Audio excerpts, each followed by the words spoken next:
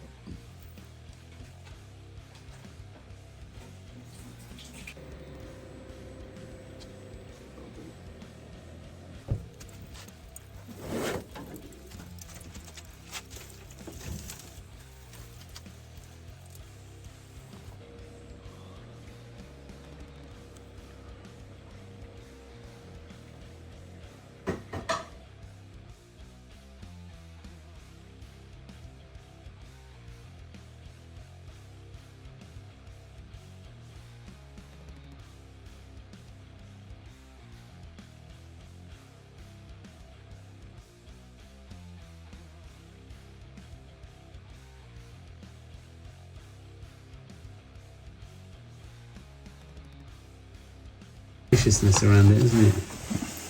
Oh, I'm in the way of the thing.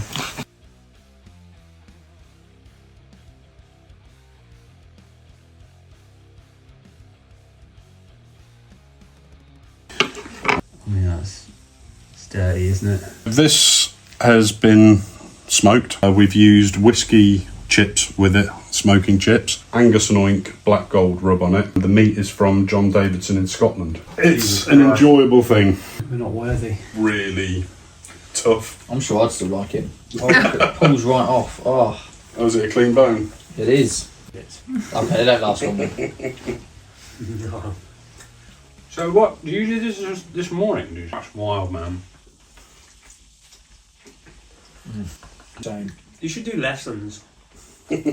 Welcome back to another episode of Meat with Meat on Bendy's Beast Feast. Today we're really fortunate to have the guys from Esoterica. How are we both doing?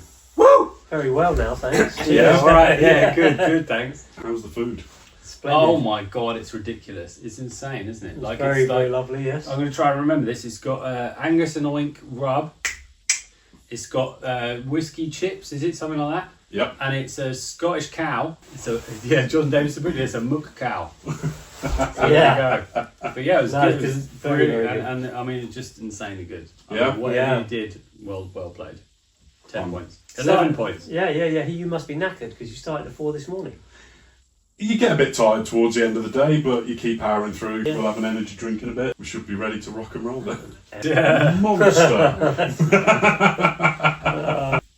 Am I right in thinking, and I think I am, that you guys don't actually do very many interviews at all, do you? We don't do very many interviews. We're kind of busy, really. It's not that we don't like talking to people. We have to be lured with meat. That is essentially Right. Yeah. But it's not for lack of what we're necessarily wanting to do. To be honest, the fine. reality is that he's right. We are working 24/7 on what we're doing. Mhm. And because we do most everything ourselves, or certainly up till recently, everything ourselves, but even with the new sort of dynamic, we've continued doing what we're doing. We've just had an addition of work, more stuff happening alongside what we're doing. So it just is, rather than letting that become like, someone else will sort it out, it's actually just increased our breadth of things we can get done. Yeah. So, yes, we are Busy. but in a good way. But we're very happy to be here talking. We're to very you, happy, and yeah, we're yeah, very yeah. Full as well. How did Esoterica come together, and where did the name come from? Great question. So we started. Well, we kind of. So Toby went on a school trip back in 1996. Roughly 1,000 years ago. You got together with another buddy who was there, and they kind of basically started making some music. Then you came home, and then and then basically that's kind of Carried how on the band making started. music. But it was very casual until probably around 2004 2004, I would say, when we put out our first EP. How do you remember this shit? Look, Mate, give me I a read rough the biography.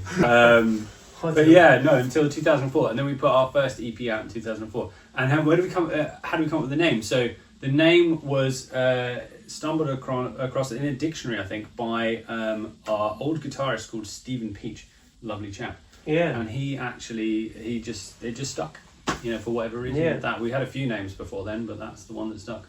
Fair enough, then. Yeah. Your sound has evolved over time. You've got 4 studio albums, 20 music videos, Including the one you just watched. excluding. 21. 21. What's the musical journey been like for you guys from Fool, which is your debut, to now? Wild. That's a big question. I would say the Fool was we kind of touched success. We did really well very quickly.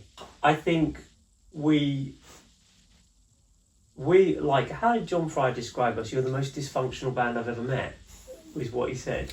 John Fryer produced our first album, and he did most of Hymns albums, and he also did Nine Inch the Nails. first 9 Inch Nails album. And he's a very successful guy, and a lovely chap. Cocktail Twins, he's done with some amazing stuff. Yeah, And he was way above our pay grade. Oh yeah. He came to see us one day in our studio, which was this little room. He walked in there, we started playing, we got probably about 30 seconds in and he walked off, and we thought that was it done.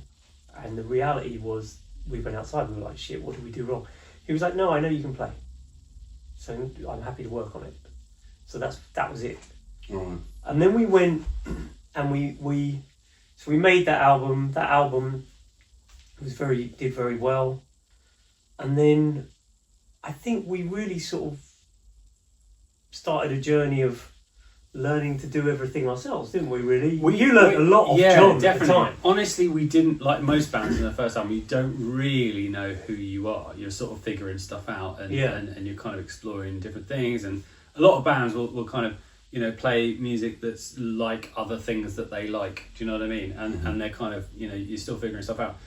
And we did our second album, and that went even better, didn't it? We like Silence kind of blew up in a big way, and Bill Lieb from Delirium sent us a message, and he really liked it and stuff, and it was kind of, it just went mad on like YouTube and stuff.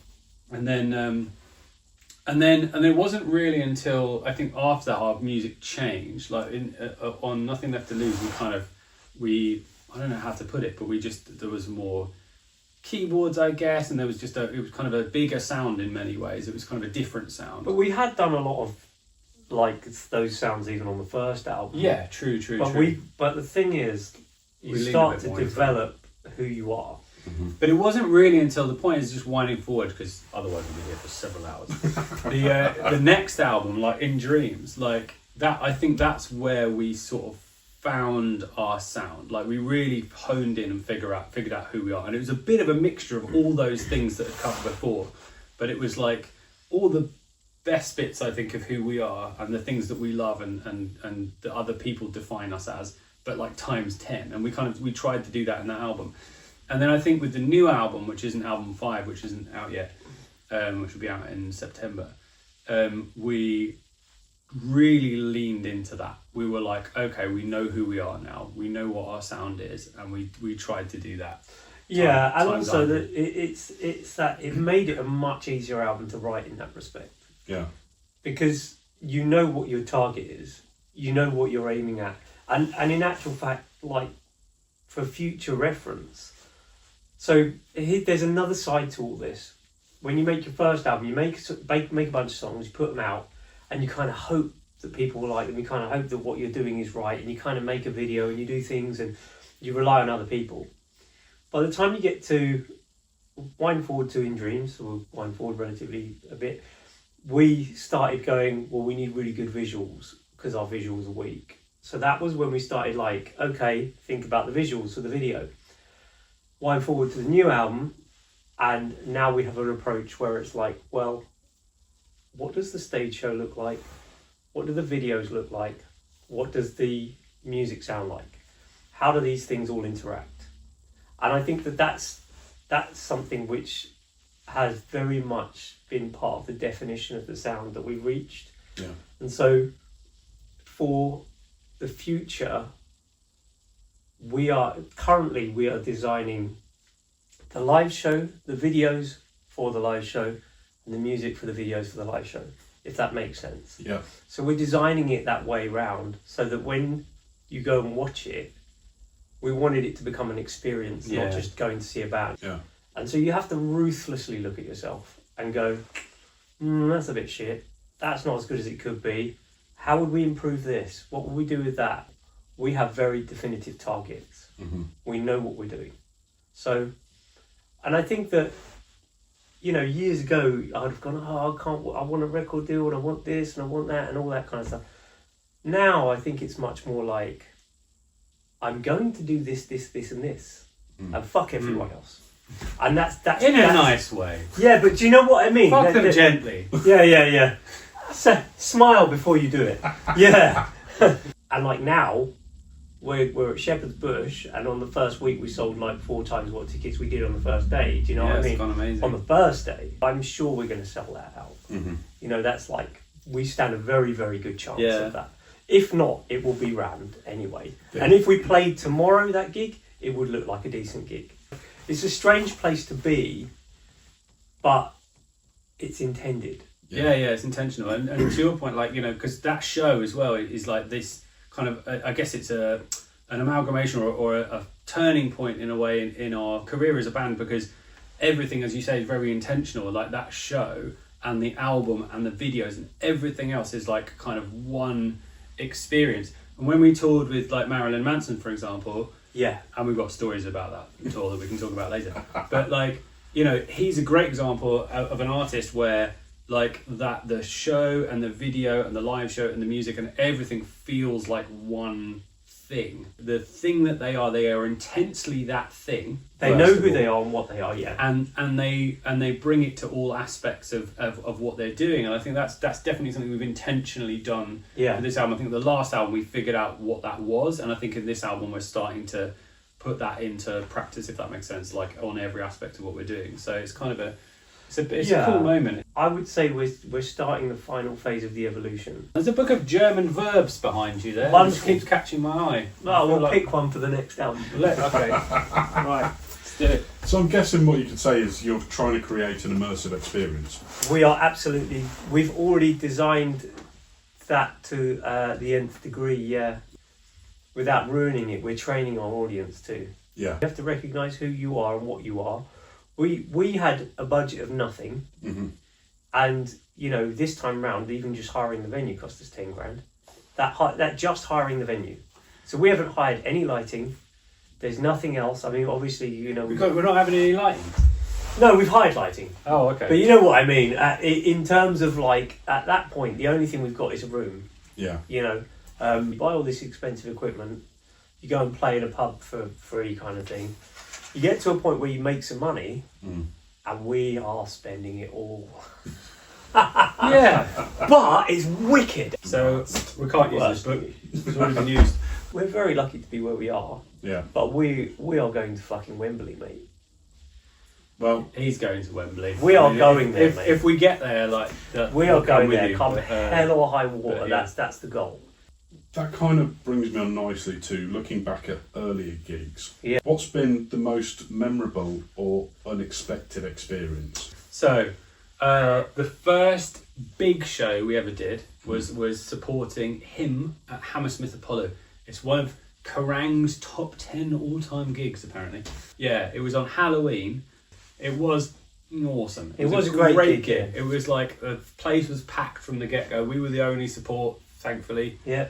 And they were nuts. The crowd was nuts. And at the end of the day, don't care how good the band is, the crowd is the thing that makes the best gigs, frankly. Like, you know. Mate, they were all singing our songs as well. That was which is nuts. just crazy. We got them singing, yeah. Which brings me on to the next like best gig moments, right? So first we did national television in Spain. This must have been on the second album, is it? Somewhere in there? Oh, jeez, I Something forgot like about that. And after that we went back to Spain and we did our first headline shows over there, and that was the first time ever that I can remember as a band where the entire room was singing like the songs, and that is just like I melted. Like I was like, it was just awesome. That's really, really cool. It was like as good as that meet earlier. It was very good. And then the third thing that I can remember that is a pinch me moment, really, I suppose, and this doesn't sound like much, right? But we headlined the Underworld, which is a cool venue, and we come off stage,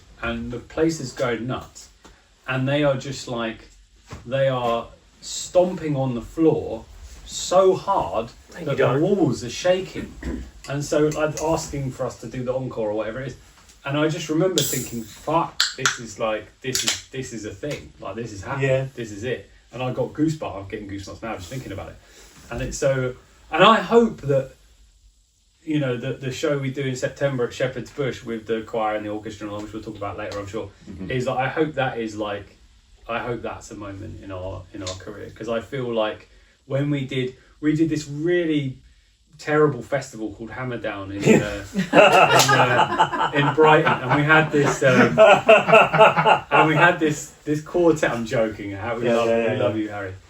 We had this quartet on stage with us, the string quartet, and that was a moment. Yeah, it was a moment. And I feel like that's why I'm so psyched about September, because this is going to be a 16-piece, or same but bigger. Yeah. You know, like it's going to be awesome. Yeah. Try not to swear. I can swear away. Fuck! We all have musical influences starting out.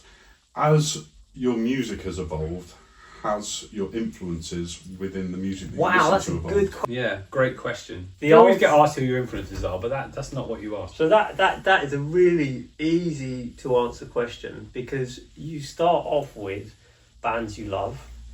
You don't stop loving the bands you love. No. But you do start listening to all sorts of different stuff. We definitely would listen to music right across the board.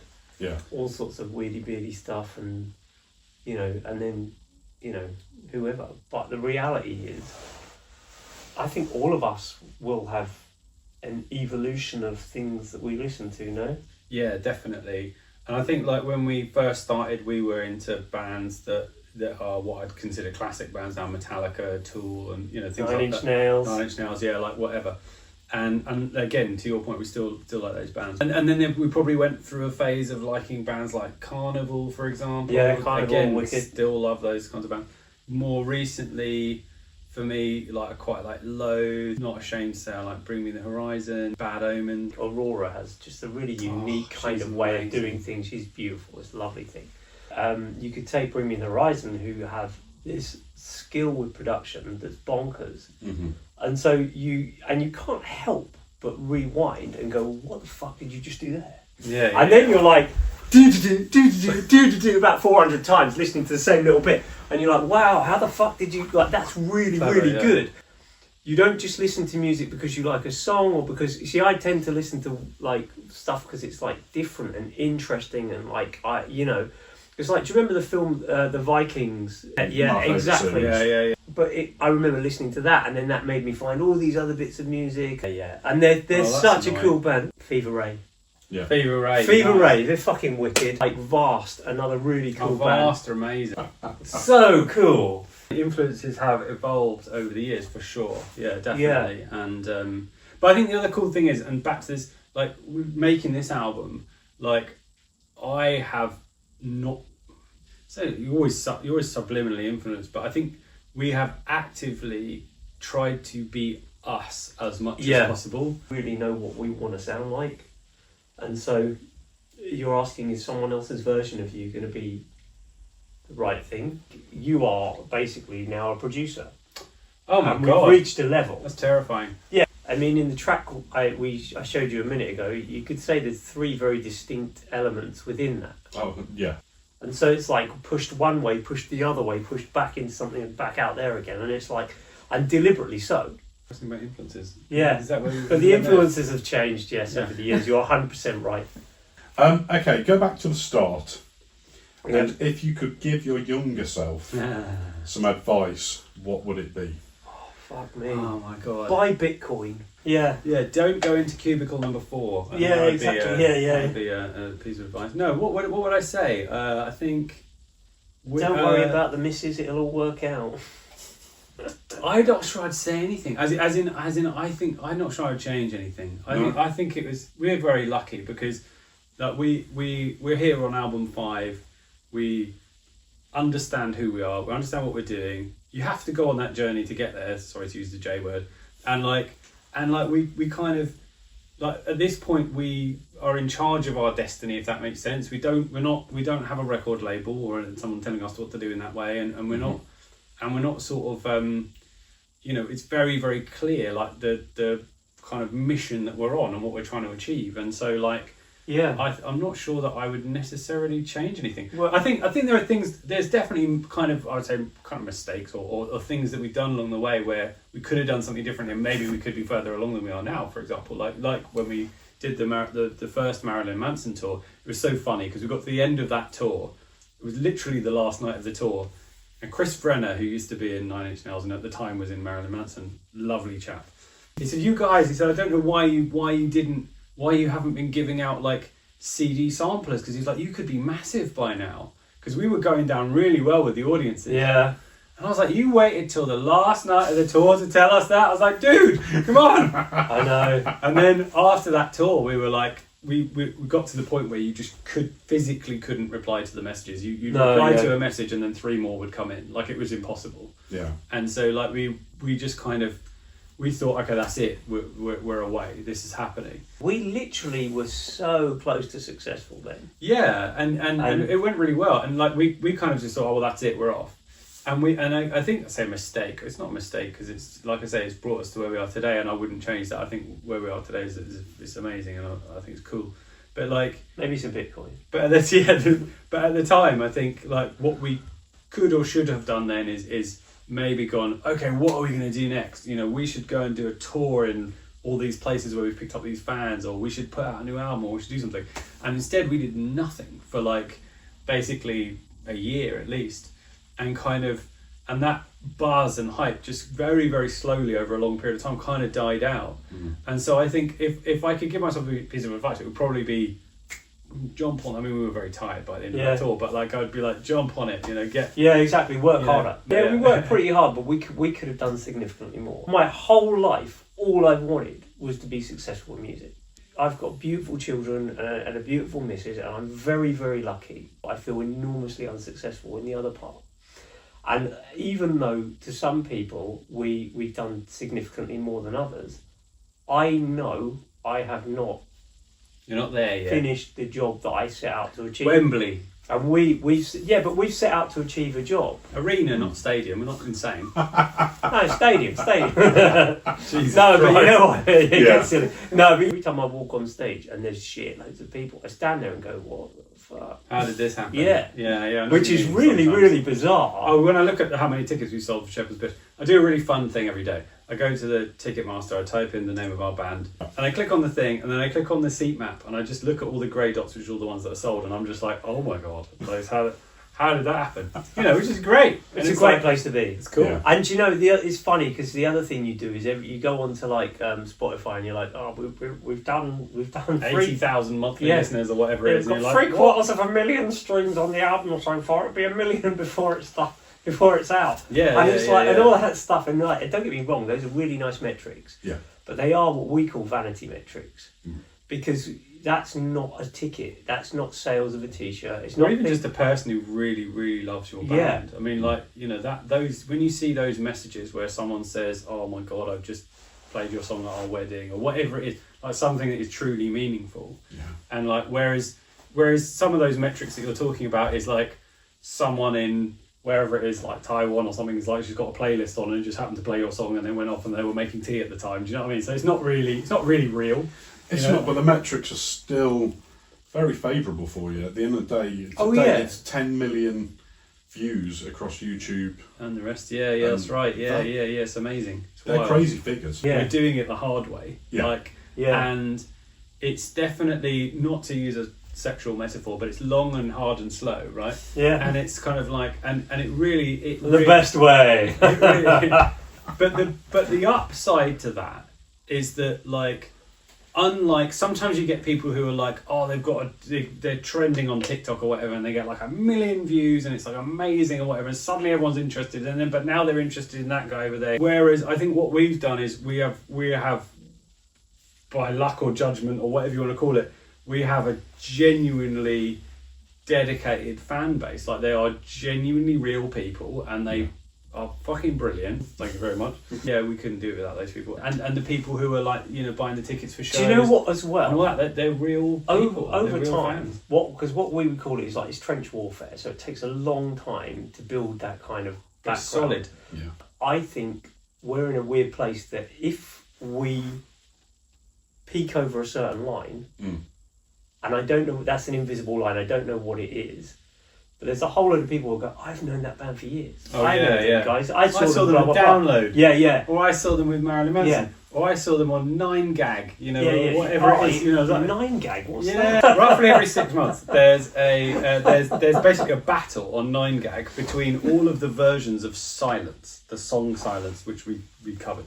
Yeah. Is that really real? Yes, originally by Delirium and Sarah McLachlan. Great song. There's like 1 billion dance covers, and then there's our version, which is a rock version. And like, somehow, and I don't know how, but we always seem to win this like vote between these things. But like, so basically we get this massive spike of traffic where you get like hundreds of thousands of people in like a couple of hours who are just like kind of flooding onto our videos or our website or whatever, because they've... So anyway, a bunch of people know us from 9gag is all I'm saying. Or like, you know, there's a billion different places, but yeah. I think you earn your stripes is my point. So recently you've signed with Year of the Rat. You've released your new EP. How's that all going? We are still very much independent. So we, Year of the Rat Records is basically, we have licensed our new album to them exclusively so that they can distribute it digitally for us. And so far they are doing a fantastic job. James, who runs that label, is just, he's a fan of the band, and he's doing a wicked job of sort of getting it out there. So we've been on loads of really big editorial playlists, which is fantastic. I think You and the Rat he's wicked. He's doing really a great well. job, and he's also pushing us for radio. So we're now playlisted on national radio in Ireland, which is mad. Mm-hmm. And we've been played on national radio in the Netherlands and Total Rock. We've been on Radio 1, Radio 2 are thinking about playing it. They might. I don't know if we're too heavy for them or something. I don't know, but like whatever. You know, and but yeah, he's doing an amazing job, and that's just one single in for him. And I know you say it's an EP. He's doing a thing called Waterfalling, so it's kind of like, it's basically where we're releasing each, like, not every single of the whole all of the singles from the new album, but probably about 6 or 7 singles, something like that. And every time you release the next one, you add the previous one to it, so it kind of makes an EP, if that makes sense. And then it makes so an that's album. where we're at the moment. So we'll do the next one. About now, roughly, Yeah. and then that will get added to the EP as well, until eventually it becomes the full album. Yeah. Which will be in September. So it's very exciting. See, the good thing that I've read about it is, well, Year of the Rat, is that they're a fair split for artists. That's their kind of mantra behind it, which is really refreshing to hear from someone in this day and age. If we're working with someone and they're doing a great job, and hopefully we're doing a great job too, like, you want that person to be... We've all got to live. incentivized. They've got to feel like they own it. Do you know what I mean? As much as we do. So yeah, it's definitely fair is how I would describe it. But we've got these people who go on the road they are so good, and we can all rely on each other because we've always done everything ourselves. You know, it's very visible if someone's sitting around doing nothing or if someone's not trying. But we're lucky, you know. We've got a beautiful crew, haven't we? They're just But this is why it's like, it's interesting where we're at. Yeah. It's a very interesting time. It's like giving away your baby and seeing what happens. Yeah. You know, yeah. you know, it's a bit scary, isn't it? So when you're kind so of far so into good. it, You something know, like that. But yeah, it's awesome. really. I hope it continues. As it is. Excellent.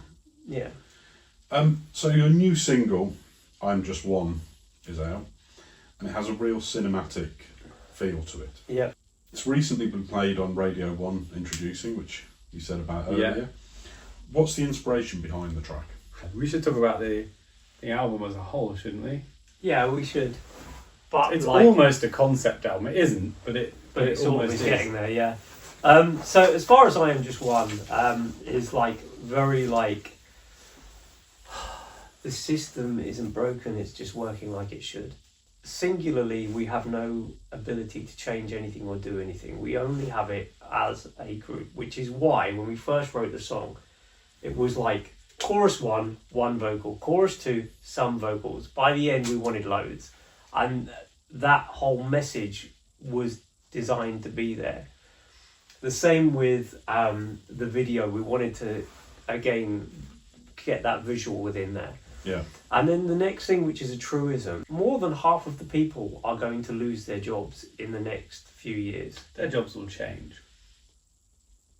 Yeah, but right now, people like lawyers, they've just released the first law bot in the UK. It is allowed to write letters for you. Something which traditionally a lawyer would charge you however many hundreds of pounds, it's doing for £2.50. To cut long story short, we're living in a dystopian future. We to a are degree. living on the precipice of a very, very different world. People will see it and go, blimey, that's like almost real. It's so interesting. We made these robots, we put these videos together. Like it takes like 10 months, a year, like some of these videos are Yeah. a long time making, Yeah. right? Yeah. We put them out and a little while later, the robots that are actually being made look bloody similar. It's really bizarre. So it's a deliberate, like taking things apart. So anyway, Yeah. that's what the song I Am Just One's about. It's not just that, we're getting into the whole album. When are we going to release the name of the album?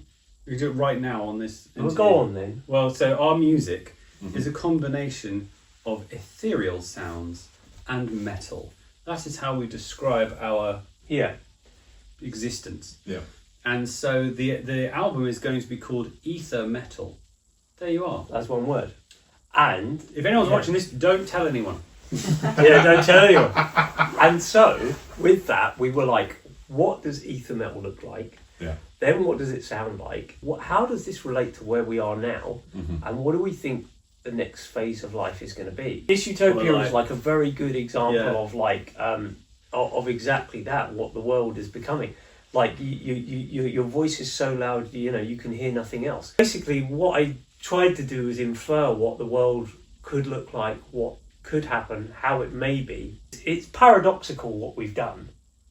What have we done? Well, like with the videos where we've used people and AI and this Oh, and yeah, that, we yeah, put yeah, it yeah. all together Yeah. to make stuff. Ironically, it's paradoxical because obviously the thing we're kind of saying is like, this shit's going to take over. Yeah. Your 2025 tour is coming up Yeah. with the fabulous In Search of Sun Oh my God. Yeah. as support. Yes. Mr. Adam Leader. Lovely Adam. It kicks off in Norwich It does. Yeah. on the 20th. Yeah. You know more about it than I do. Just get in the What? van, everything will be fine. I will. What can people expect from the tour? Good question. So I think just to be genuine to people here, we should separate, in my view, the tour from the Shepherd's Bush gig. Is Yeah. that fair? Do you know what I think? It's the last time probably that you'll see a very intimate, small, close-up thing in that way. Should what we think will happen happens, then it's highly unlikely we will be able to bring a show the way we wish to do them to those venues. In fact, it's fucking impossible. Yeah. To answer your question like directly and in a slightly different way, we are building, as we have said for this whole time, like this the future version of us, if you like, live. And it's a big show and it's ambitious, right? So the Shepherd's Bush gig we're doing in London, there's going to be a 16-piece orchestra. So that's a big orchestra. Yeah. They only just fit on that stage. I've measured it, so I know. And then we've also got a massive choir, which is Choir Noir. They're fantastic. I think we're probably going to have at least 16 of them. There might be more, I don't know. So there's going to be a big choir on stage as well. And then you've got the band. And we've got a bunch of special effects, and we've got big lighting package and like the whole thing. Like it's huge. It's by far the most ambitious gig we've done by miles. Like, Yeah, it's it huge. is silly. And what we are trying to do is we are trying to show the world, if you like, what we can do. Yeah. And what our show is from here going forward. You made a great point before, which is at some point Rammstein said, this is our show. It's got fire. That's what we do. Yeah. And from then onwards, forever, that was their show. Yeah. And I feel like this is that moment. Point is we've got this big show at Shepherd's Bush. The reason I kind of separate them is because we've got this big show at Shepherd's Bush. Yeah. That is our intention is that is our show from now on. You wear basically. Christmas socks. I love Christmas socks. I'm a big fan. Wow. All the other shows on the tour are frankly in intimate venues.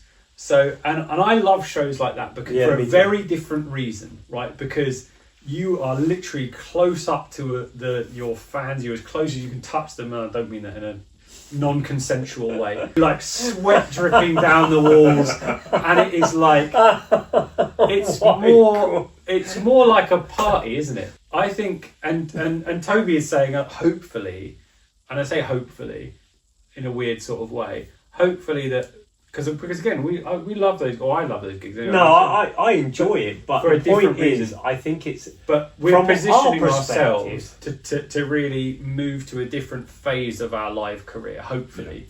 Now that may not happen, and the people decide that, public decide that, whoever our fans or whoever, and if they get behind it and if they believe in it, then, and if they see that show and they go, wow, that looks really cool, I'd like to go to that, then that future exists. might happen, yeah. This tour, we deliberately were like, we'll just keep it small, like, have fun with it. But I just don't know whether we'll do something like that in that way again. Yeah. Like, we may not. Yeah, depends on how it goes, really, and also Depends if we sell out any of those small gigs as well. Yeah. We may or may not. we Always say we're punching, don't we? Like, we're definitely punching. all the time. I'm going to finish up quickly. Last one. Almost. Yeah. It's just a quick fire round. So it's the first word that comes to mind Tits. when I say studio time. Booty. Admin. For me, not for everybody else, but for me, yeah. Beer. Beer. Okay. Favourite city to perform in?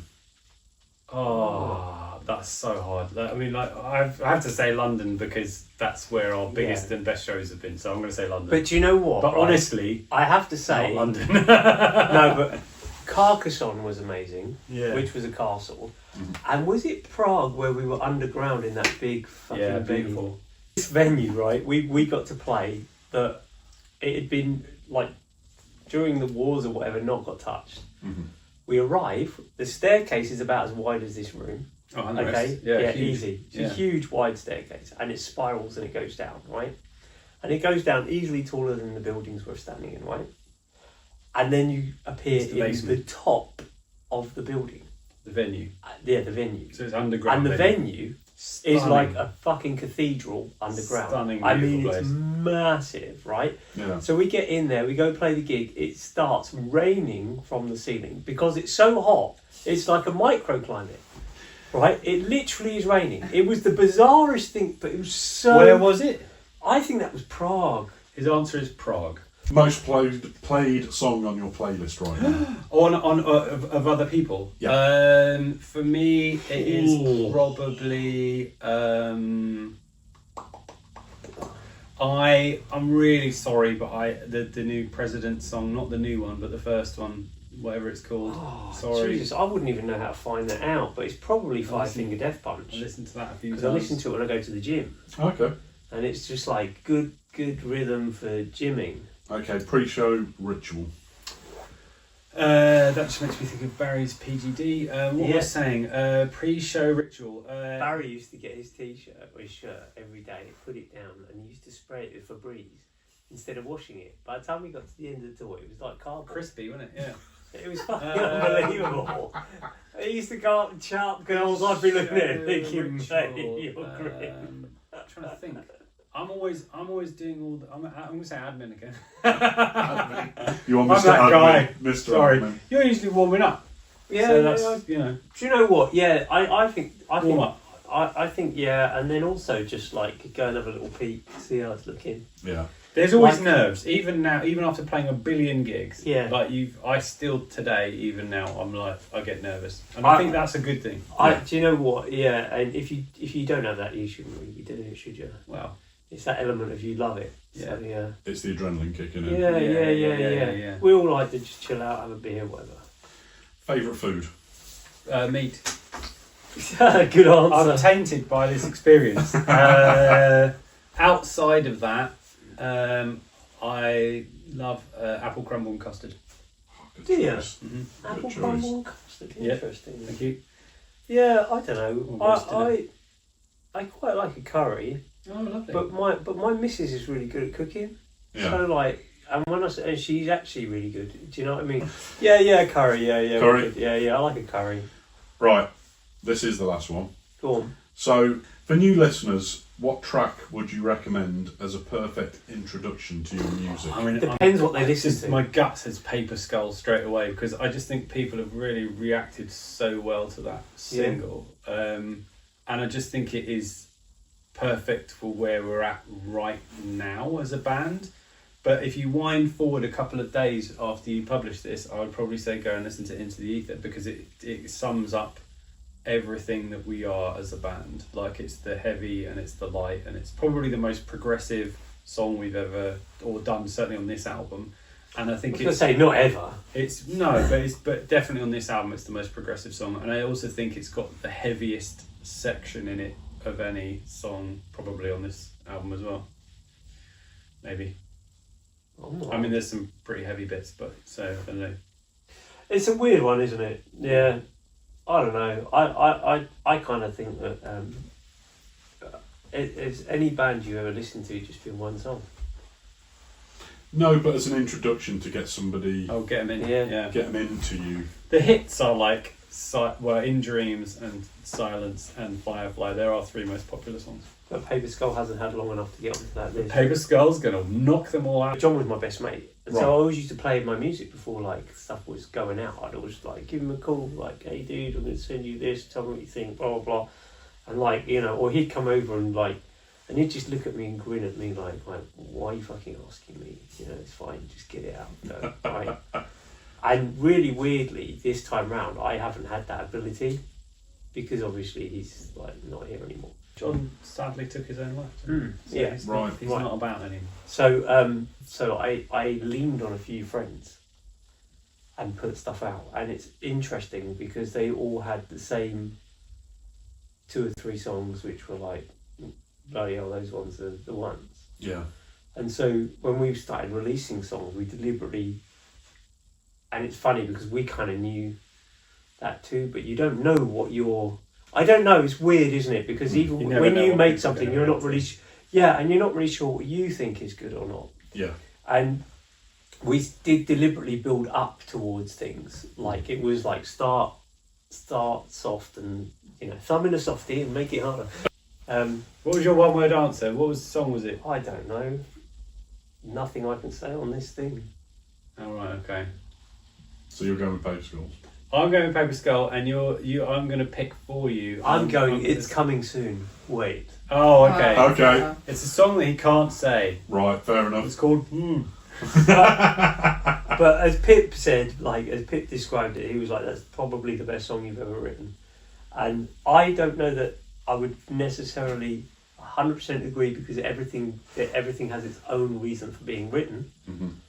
But do I think it's very good? Yeah, I really like it. It's a banger. It's a banger.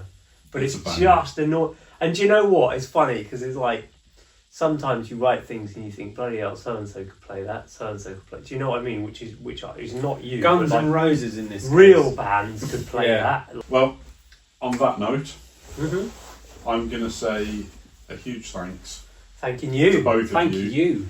for taking the time to come and sit down with us Yeah. on Meet Yeah, With it's Me. all good. Got the tour Yeah. coming up, New album. new album. Yeah. I'm going to let you say these. Oh no, what else have I done? What you've got written down? Basically, if you're not already coming to Shepherd's Bush, you should, because that is a moment in our career. There's going to be a 16-piece orchestra, a massive choir, fucking get on board. And we're going to be playing loads of the songs from the new album. Yeah, reality is that I think that's one of those moments where, you know, when at some point in the future, there'll be a bunch of people who say they were there that weren't. Like, Yeah. I don't know, that sounds kind of cocky saying that. You But it's never not. sound cocky. Yeah, fuck you. But you know what I mean? If it comes out half as good as we think it will, Yeah, that's gonna be fun. and give you a good example, Firefly. Yeah. I should show you the original video of Firefly when Firefly first started. Yeah. Because you'd look at that and go, what the fuck? Like, why did you carry on with that? Because we were in this situation where I'd drawn out all these pictures and I gave them to you, and then we started making pictures to send to the guy, and we get so far along and he sends us basically stick figures. Yeah. Like running through like Coat a bit hanger of, arms. yeah, fucking coat hanger arms running through like a bit of green, and it looks ridiculous. Right? And we were sat there and we were like, this is amazing, this is going to be so good. Trust the process. Right? Yeah. Yeah. But he was like, oh my god, I thought you were going to fire me. Right? And of course what we got at the end won awards in Hollywood. Yeah. Which is batshit, right? And then we were like, this Utopia, we started doing the same thing, same process. I genuinely hope that what you're planning comes to fruition for you guys, because you have a set goal in your mind and you're not going to stop until you get to that. We won't, no. And that's brilliant, because that's determination, that's grit, that's effort, and that's vision. Yeah. And that's what that is at the end of the day. Sort of effort you need to put in, like getting up at 4 o'clock in the morning to whack some rub on a cow. Yes. But no, genuinely really appreciate you taking the time to come and speak to us today. I know you don't no know worries. many. And yeah, thank you very Total much. pleasure. And it's a real shame that you can't taste through the screen, because like Yeah, I know, yeah. people have no idea what happened in here earlier. Do you know what I mean? They don't think of the best meat that you've ever tasted and don't say anything. I know what you're thinking. Like, Yeah, you can press the beef against because the it's camera better than that. and let them lick the you screen. know what I mean? It's better than that. Just imagine. It's really good. It's like, It is good. fucking It was wild. really good. Thank you very much, guys. Thank you. No worries. Really Thank appreciate you. Take it Thank easy. you. All the tickets would have disappeared into the ether. But anyway, Nicely done. thank you, sir. So it's the name of our new single.